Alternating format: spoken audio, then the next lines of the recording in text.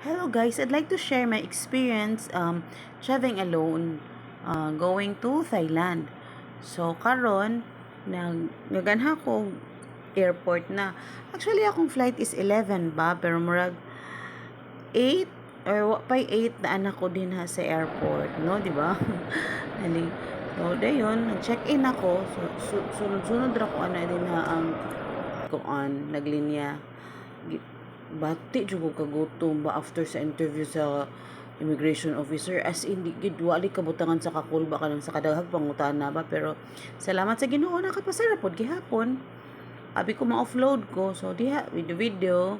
kana murag nauwat ba tanaw ka sa dapita sunod ra sad ko ang mga tao sa pagtawag kay mag-board na o boarding na may ana nga time sunod ra jud ko anak nila kana ganahan ta ko magkikistorya pero murag debate lang sad ko kauwaw so nagbaas if lang sad ko na nga nakamao ba pero actually naniir ra ko sa palibot ug unsa nila so ana lang laban Japan di ba laban day Thailand so mo to sunod na sad ko may idra ko unsa ilang buhaton nana na sad man lili dayon sa bintana amazing kayo ang mga panganon ba murag mga gapas murag cotton candy nga makaon-kaon then naabot ako sa Singapore na mangud ko din hay murag 3 hours nga koan stop over so diha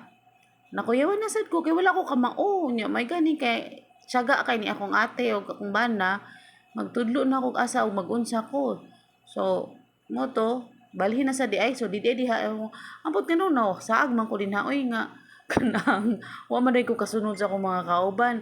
but then may gani kay na ako'y napungutan-an nga kanang taga scoot ra pud gihapon so kung magtinanga ka din ha masaag ka gyud kay dako kaayo